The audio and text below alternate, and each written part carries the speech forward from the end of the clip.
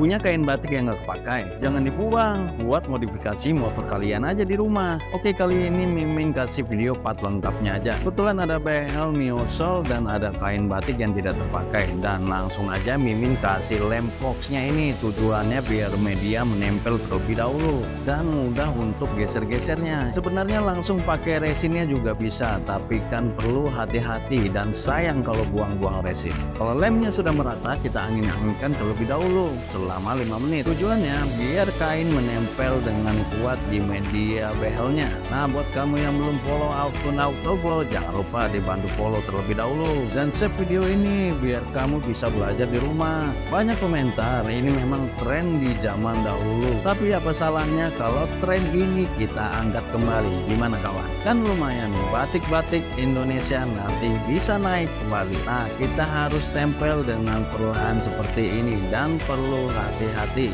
Tujuannya agar kainnya ini tidak ada lipatan dan kencang. Untuk bagian tengah kalian bisa gunting kainnya agar proses menempelkan kain ke medianya lebih mudah. Kan lumayan kita buat kain yang tidak terpakai ini jadi modifikasi motor.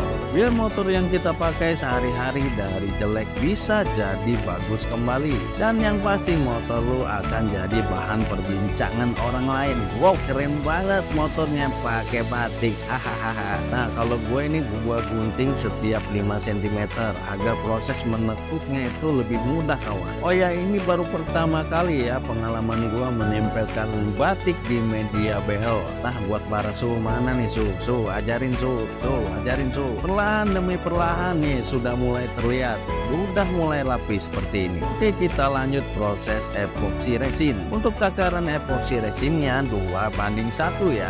Buatnya sedikit aja, jangan banyak-banyak biar nanti kalau lebih tidak terbuang. Kalian bisa mengoleskan menggunakan kuas kecil seperti ini ya. Mimin oleskan di bagian ujung-ujung terlebih dahulu agar kainnya tidak bergerak pada medianya dan benar-benar menempel. Nah, seperti ini. Pelan-pelan aja coy, pelan-pelan aja. Yang perlu diperhatikan saat meresin seperti ini, jangan sampai kalian lupa buat kopi. Karena kemarin ada kejadian tetangga Mimin kejang-kejang karena melakukan aktivitas meresin seperti ini. Setelah didiagnosa ke dokter, waduh hasilnya mengejutkan banget. Ternyata tetangga Mimin itu ngopi tapi nggak ada rokoknya.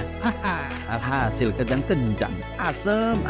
Seperti pepatah mengatakan harmoko nggak pakai cancut, nggak ngerokok kecut. Sorry Mimin bercanda terus ya kawan. Oke, lanjut di sini masih dalam proses pengolesan resin. Untuk di bagian atas kita oleskan secara perlahan juga. Untuk lapisan pertama kita ratakan resinnya ke kain batiknya ini ya. Jangan sampai ada yang terlewat. Nah, setelah selesai dan semuanya rata kena resin, pastinya si resin ini ada gelembung-gelembung udara. Dan untuk menghilangkan gelembung udara tersebut, di sini Mimin menggunakan top gas seperti ini. Nah, kita top gas ini ngambang-ngambang aja, jangan terlalu dekat dan jangan terlalu panas. Asal gelembung udaranya sudah hilang, ya udah nggak usah dilakukan terus-menerus atau berulang. Setelah selesai kita keringkan resin selama 1 kali 24 jam agar hasilnya maksimal. Oke, ini sudah Mimin lapisin resin sebanyak 3 kali ya, atau 3 lapis. Jadi kalau ada permukaan yang belum rata, kalian boleh resin ulang. Nah, jangan lupa setelah kering dilakukan pengamplasan sampai benar-benar rata. Dan kalaupun masih ada yang bolong-bolong, kalian bisa tutul-tutul aja pakai katembar. Dan setelah hasilnya benar-benar rata, baru kita oleskan resin untuk yang terakhir kalinya atau lapisan terakhir.